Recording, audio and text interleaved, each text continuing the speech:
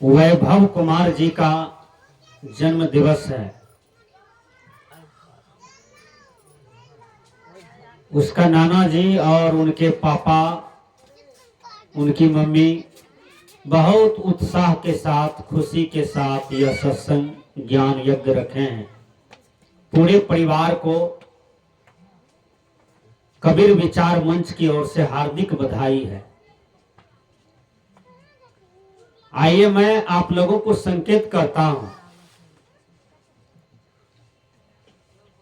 जब आपके यहां बेटी पैदा लेता है तब आपका मन कैसा होता है, और जब आपके यहां बेटा पैदा लेता है तब आपका मन कैसा होता है। खुशी दोनों में होती है कि खुशी एक में होता है। ज्यादातर खुशी तब होता है जब बेटा पैदा लेता है। जो मैं संसार का नियम देख रहा हूं और संसार के लोगों को जो मैं देख रहा हूं, बेटा जन्म लेता है तो बहुत खुश होता है, और बेटी जब जन्म लेती है तो ज्यादा खुश कोई बिरले होते हैं, सबने होते हैं। एक आदमी को 11 गो बेटी था सुपौल जिला में। 11 बेटी का जो बाप था वह छोटा मोटा दुकान और छोटा मोटा बिजनेस करते थे। तरजू किलो लिया और चल दिया टोला में खरीद बिक्री करने के लिए। मकई खरीदा 10 किलो, 9.5 टका खरीदा और 10 टका में जाके बेच के आया। इधर दुकान भी चल गया। शाम तक में कुछ 500 का दुकान था, पूंजी उतने था। 11 गो बेटी। उस आदमी से मैंने पूछा कि आपको 11 बेटी कैसे हुआ, तो उसने कहा कि बेटा की आशा पर 11 बेटी हुआ। तो मैंने कहा बेटा क्या है, बेटी क्या है, ये बताओ। कहा बाबा जब हमको बेटा नहीं होगा ना तो समाज में लोग कहेगा निपुत्रा अच्छा। सबसे पहला उल्लंघन तो ये होगा, और जब हम मर जाएंगे तो हमारे मुंह में अग्नि कौन देगा। ये 2 टेंशन लगा रहता है बाबा। अच्छा एक बात बोलिए, कोई संसार में जा रहा है, उसको कोई नहीं है, वो मर गया, तो उस लाश को कुत्ता, नेड़िया, कौवा, मैना खाते देखे हैं कि उसको भी रफा दफा किया जाता है। समाज के लोग, प्रशासन के लोग कर देते हैं ना। कोरोना जो 2020 में आया, हर देश में सैकड़ों सैकड़ों लोग, हजारों हजार लोग एक दिन में मर गए, मरे ना।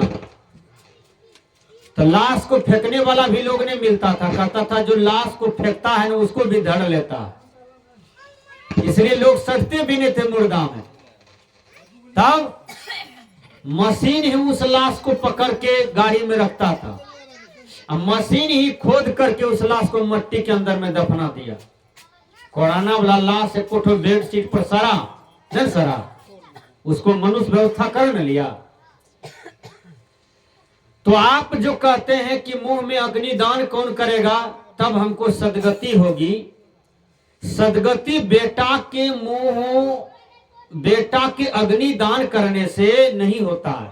सदगति मनुष्य को सदकर्तव्य से होता है। किससे होता है? सदकर्तव्य से होता है। आपका कर्तव्य अच्छा नहीं है, आपने जीवन में कभी कर्तव्य अच्छा नहीं किया है, और आप मर गए, आपके बेटा आपके मुंह में अग्नि दान कर दिया, तो आपको सदगति हो जाएगी, आपको मुक्ति मिल जाएगी। ये हो नहीं सकता है। आपने जीवन भर पाप किया है, आपके मुंह में बेटा अग्निदान कर दिया तब मुक्ति मिलेगी। कितनों तिल्लान कर दे, सतलान कर दे, नौकस कर दे, बढ़ी कर दे, श्राद्ध संपिंडन कर दे, तो जीवात्मा को मुक्ति मिलेगी। ये भ्रम है, ये भ्रम है।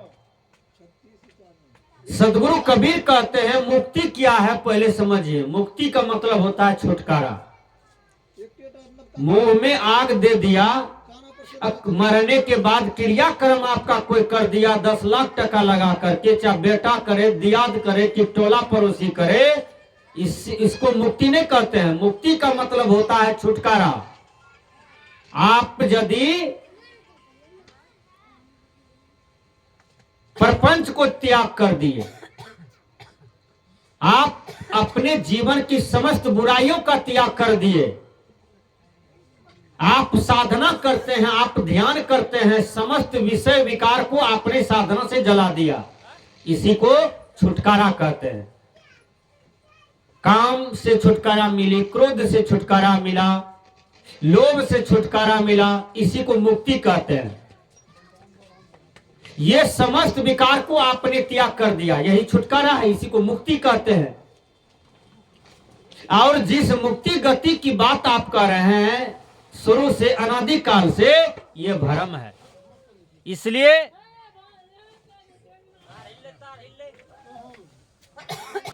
सदगुरु कबीर साहब भी कहते हैं, कबीर साहब जी कहते हैं, संतो घर में झगड़ा भारी, राती दिवस मिली उठी उठी लागे, 5 ढोठा एक नारी, न्यारो न्यारो भोजन चाहे, 5 अधिक स्वादी,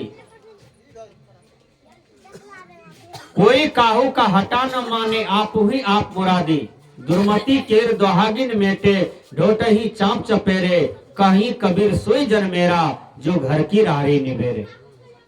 संतो घर में झगड़ा भारी, वह झगड़ा क्या है? काम, क्रोध, लोभ, मोह, अहंकार, ईर्ष्या, राग, द्वेष, यह जीव पर बहुत बड़ा आवरण है, आत्मा पर बहुत बड़ा आवरण है। यही आत्मा को दुर्गति देता है, यही आत्मा को दुख पहुंचाता है। इसलिए परम पारखी गुरु से तत्व ज्ञान लेकर, आत्मज्ञान लेकर, ये समस्त विकारों को जला करके छुटकारा पा जाना चाहिए, यही तो मुक्ति है। बाहर में भी झगड़ा है। बाहर में झगड़ा क्या है? भाई भाई से झगड़ा है, पिता पुत्र में झगड़ा है, माँ बेटी में झगड़ा है, गोतनी गोतनी में झगड़ा है, पड़ोसी को पड़ोसी से झगड़ा है, एक देश वाले को दूसरों से झगड़ा है, दूसरे देश वाले से। ये बाहर का झगड़ा है। अब बाहर के झगड़ा को यदि आप मिटाना चाहते हैं तो आपके अंदर में विचार हो और निर्णय करने की क्षमता हो। सदगुरु अभिलाष साहब जी कहते थे बार बार, क्या कहते थे? यदि तुम्हारे अंदर में निर्णय करने की क्षमता है तो झगड़ा वहीं समाप्त है। ध्यान से सुनिए, उसको किसी के पास जाने की जरूरत नहीं है। विचार कीजिएगा। इसलिए बाहर का झगड़ा तो मिट जाएगा। उसके लिए देखिए, सरकार, मुखिया, सरपंच, एमपी, एमएलए, कोर्ट कचहरी, थाना, पुलिस प्रशासन दे दिया है, लेकिन फिर भी जेल भी भरा हुआ है, थाना में हाजत वाला रूम भी भरा हुआ है, रोज दरोगा को नए नए केस मिल रहे हैं। सब झगड़ा झंझट का है। ये बाहर की झगड़ा से यदि आप बचना चाहते हैं तो आपके अंदर में निर्णय करने की क्षमता हो, विचार करने की क्षमता हो। सदगुरु कबीर ने कहा, करहूं विचार तो सब दुख जाई। विचार करो तो सभी दुख का निवारण है।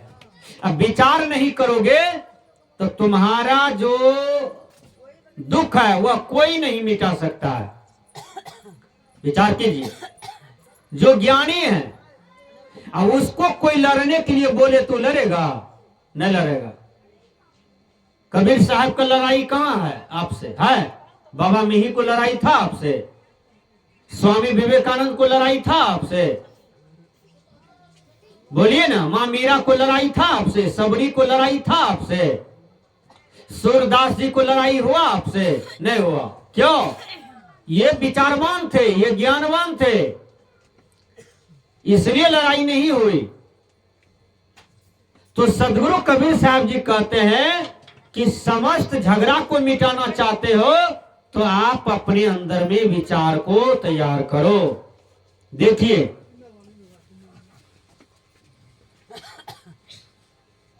एक लड़का शादी करके घर आ गया, तो न मां को पूछा न पिताजी को पूछा।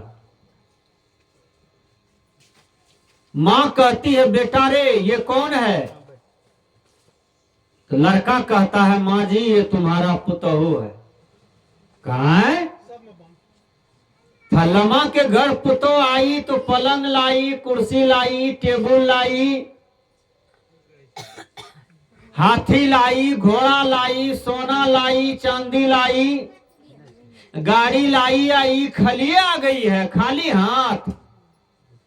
कहा मां बढ़िया लड़की मिली हमको, मन के अनुकूल मिला तो हमने इसको लाया है। बूढ़ी अधवैसु थी, वो 1 घंटा गाली दिया नवकी कन्या को। वो तो तुरंत अबे किया था, लेकिन वो ज्ञानवती थी, सुन ली, कुछ बोली नहीं। फिर रात बीत करके दूसरा दिन हुआ तो फिर बुढ़िया खूब गाली दे, रोड पर जाए और लोग को जमा कर लिया, खूब गाली दिया है, तुम्हारा खानदान अच्छा नहीं, तुम ये हो वो, खूब गाली दिया। फिर उसकी पुतहु सुन ली, कुछ नहीं बोली। 8 दिन तक खूब गाली दिया नवकी पुतों को उसकी सास। बगल में एक पड़ोसनी थी, पड़ोसनी आई, कहा जाते हैं आज इसको सिखा पढ़ी करेंगे। सिखा पढ़ी होता है ना समाज में भी, भाई भाई में लड़ा है, एक ठो सुइया का, तो लोग क्या कहता है बाबा क्या कहेंगे, फलमा आदमी लड़ाता। आपको भाई भाई में जमीन की झगड़ा है, आपको भाई भाई में बकरी गाय माल को फाटिएगा बांटिएगा, इसका झगड़ा है, तो कहिएगा फलमा आदमी लड़ा रहा है। नहीं, अरे आप दोनों भाई में यदि प्रेम है तो दोनों भाई आंगन में बैठ करके विचार कर लो।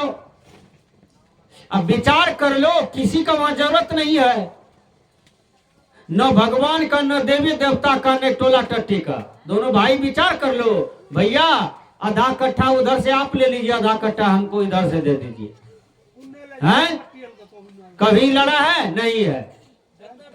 तो विचार कीजिएगा तो संसार में आपको कोई नहीं दुख दे पाएगा, न आप किसी को दुख देंगे। विचार करने से दुनिया के सारे आवरण, सारे टेंशन समाप्त हो जाते हैं, याद कर लीजिए। लेकिन आपके अंदर में विचार करने की क्षमता हो।